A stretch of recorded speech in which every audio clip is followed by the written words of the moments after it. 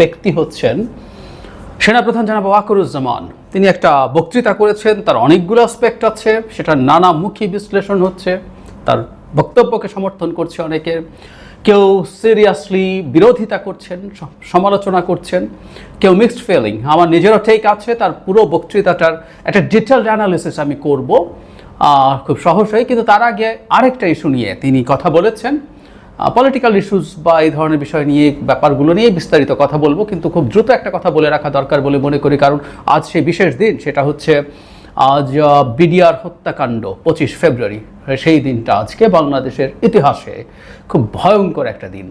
সেই দিনটাকে সামনে রেখে জনাব ওয়াকার কয়েকটা কথা বলেছেন, সেটা আমাদের আসলে এই হত্যাকাণ্ডকে ঘিরে আমাদের জল্পনা কল্পনা, আমাদের বিভিন্ন রকম অবস্থান, সেগুলো নিয়ে এক ধরনের জবাব আমরা বলতে পারি। তিনি যা যা বলেছেন আমি একটু পড়ি। পিলখানা হত্যাকাণ্ডের বিচারিক প্রক্রিয়াকে নষ্ট না করার জন্য আহ্বান জানিয়েছেন ওয়াকারুজ্জামান। তিনি রাওয়া ক্লাবের হেলমেট হলে আয়োজিত এক অনুষ্ঠানে আহ্বান জানান।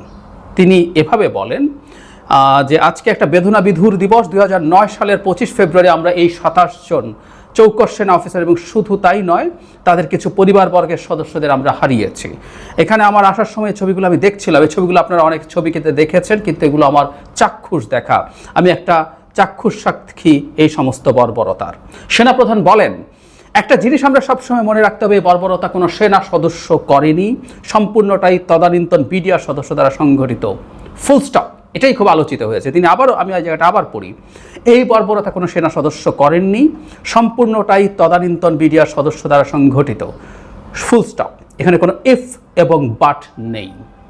এখানে যদি ইফ অ্যান্ড বাট আনেন, এই যে বিচারিক কার্যক্রম এতদিন ধরে হয়েছে, 16 বছর ধরে, 17 বছর ধরে জেলে আছে যারা কনভিক্টেড, সেই বিচারিক প্রক্রিয়া ব্যাহত হবে। এই জিনিসটা আমাদের খুব পরিষ্কার করে মনে রাখা দরকার। এই বিচারিক প্রক্রিয়াকে নষ্ট করবেন না। যে সমস্ত সদস্য শাস্তি পেয়েছে তারা শাস্তি পাওয়ার যোগ্য। মানে ফলে ব্যাপারটা এইরকম দাঁড়ালো। কেউ এটুকু শুনে, উনি এরপর আরেকটা ক্ল্যারিফিকেশন দিয়েছেন, আমি সেই জায়গায় যাব।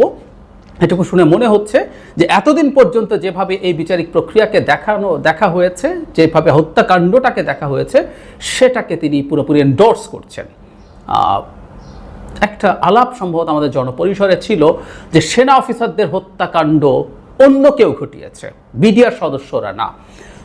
বিডিআর সদস্যরা যে গুলি করে হত্যা করেছে, সেটা আমাদের বিডিআর সদস্যরা জড়িত ছিল, এটা আমাদের মনে করা যথেষ্টের বেশি কারণ আছে। কারণ ওই সময় যে সোকল্ড বিদ্রোহ হয়েছিল, তাতে সাধারণ জওয়ানরাও যে মাঠে নেমেছিল, সেটা আমরা খুব ক্লিয়ারলি দেখেছি। আর 57 জন মিলিটারি অফিসারকে হত্যা করার জন্য বাইরের কিছু এজেন্ট, আমাদের বিডিআর সদস্যরা এর মধ্যে ইনভলভ না থাকলে আসলে হতে পারতো না। তাহলে তিনি এই জায়গাটা বলার চেষ্টা করছেন যে হত্যাকাণ্ড যারা ঘটিয়েছে তাদের বিচারিক যে প্রক্রিয়া আছে, এটাকে হ্যাম্পার করা যাবে না। কারণ সাম্প্রতিক সময় আমরা দেখছিলাম যারা কারাগারে অন্তরীণ আছেন এই বিচারিক প্রক্রিয়ায়, তাদের মুক্তি চাইছেন অনেকে।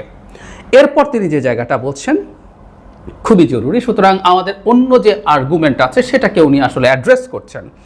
তিনি বলছেন এখানে কোনো রাজনৈতিক নেতৃবৃন্দের মধ্যে উপস্থিত ছিল কিনা, ইনভলভ ছিল কিনা, বাইরের কোনো শক্তির মধ্যে ইনভলভ ছিল কিনা, সেটার জন্য কমিশন করা হয়েছে। কমিশনের চেয়ারম্যান এখানে আছে, উনি এটা বের করবেন এবং আপনাদের জানাবেন। সেনাপ্রধান বলেন, বটম লাইন হচ্ছে যে এই সমস্ত আমাদের এই চৌকস সেনা সদস্য যারা প্রাণ হারিয়েছেন, তারা প্রাণ হারিয়েছেন তদানীন্তন বিডিআর সদস্যদের গুলিতে। আমরা নিজেরা এই সমস্ত জিনিস নিয়ে অনেকে ভিন্ন মত পোষণ করছি, কেউ এই জিনিসটাকে ভিন্ন খাতে প্রবাহিত করার চেষ্টা করছি, সেটা আমাদের জন্য মঙ্গলজনক হবে না।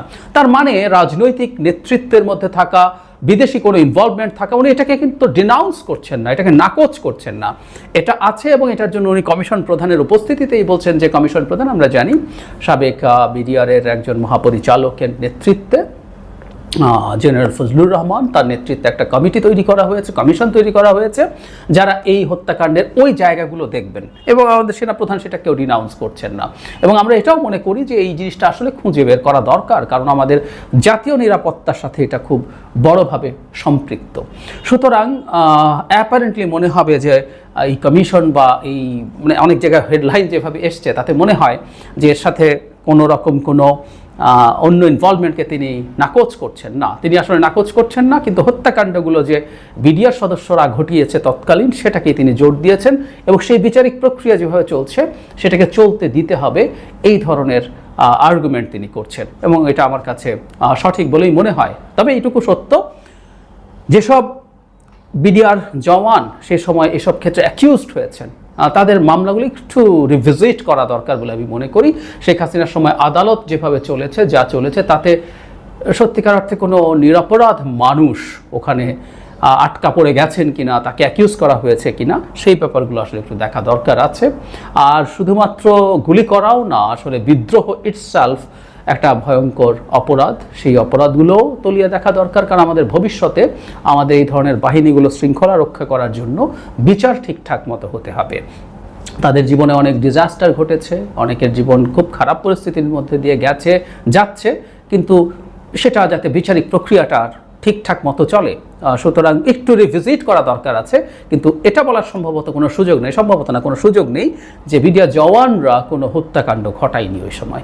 ওটা ঘটিয়েছে এবং তাদেরকে এর মধ্যে প্রভোক করা হয়েছে এবং সামহাও তারা এই প্রভোকেশনে ইনফ্লুয়েসড হয়েছেন, পাতা ফাঁদে পা দিয়েছেন, সেই পা দিয়ে এই ডিজাস্টার ঘটেছে। সো বিচারের জায়গাটা বিচারের মতো করে চলবে, একই সাথে কমিশন আরও কিছু ফাইন্ডিং খুঁজে আনবেন, তাতে রাজনৈতিক নেতৃবৃন্দ যাকে অ্যাকিউজ করা যায় তাদেরকেও আমরা বিচারের আওতায় আনবো, এবং বিদেশি কোনো শক্তি কিভাবে ইনভলভড হয়েছে, কিভাবে কাজটা করেছে, এই জিনিসটা আমাদের করা জরুরি ভবিষ্যতে, যাতে আমরা আমাদের এই রাষ্ট্রটাকে নিরাপদ রাখতে পারি।